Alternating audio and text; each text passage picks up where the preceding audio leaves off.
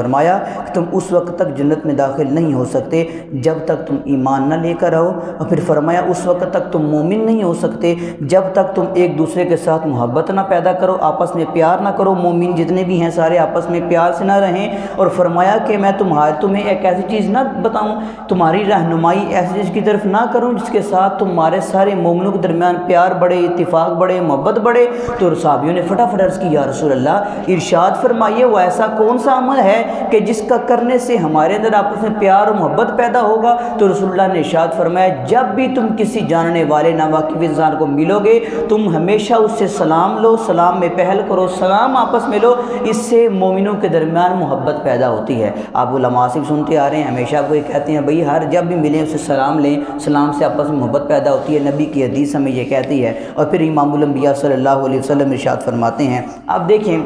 صرف یہ کہنے کی بات نہیں ہے کہ بھائی جب بھی کسی سے ملو سلام لے لو، تمہارا کوئی جانے والا بندہ ہے سلام لو۔ اگر اصحاب رسول کی زندگی اٹھا کر دیکھیں، حضرت طفیل ابن ابی کعب آپ بیان کرتے ہیں، آپ فرماتے ہیں وہ عبداللہ ابن عمر کے پاس آئے تو عبداللہ ابن عمر جو تھے انہیں اپنے ساتھ بازار لے گئے۔ اب دیکھیں کس قدر نبی کی بات پر عمل کیا کرتے تھے وہ جو تھے، کتنے عظیم لوگ تھے۔ اب نبی کریم کی انہوں نے حدیث تو سنی ہوئی تھی کہ بھائی جب بھی کسی جانے والے کو ملنا ہے سلام کرنا ہے۔ آپ فرماتے ہیں میں ان کے پاس جاتا روزانہ، میں جس طرح ہمارے پاس کوئی دوست آتا ہے ملنے کے لیے محلے کا، بھائی آؤ بھائی پھر نیٹر چلیں، اس طرح وہ کہتے ہیں میں ان کے پاس گیا تو وہ صحابی رسول نے میرا بازو پکڑا، انہوں نے کہا چلو بھائی آپ بازار چلیں۔ آپ فرماتے ہیں میں ان کے ساتھ بازار چلا گیا۔ آپ فرماتے ہیں میں ان کے ساتھ بازار گیا تو ہر کسی، کوئی کباڑ والا ہے، کوئی دکان والا ہے، کوئی عام بندہ ہے، کوئی خاص بندہ ہے، کوئی غریب ہے، کوئی امیر ہے، وہ صحابی رسول تھے عبداللہ ابن عمر جو ہیں وہ سب کو باری باری سلام کرتے اور سلام کر کے پھر اپنی جگہ پر آ جاتے۔ وہ کہنے لگے کہ میں 2-3 دن کا ایسی ڈیلی کی ان کی یہ روٹین تھی، میں جب بھی جاتا مجھے ساتھ لیتے،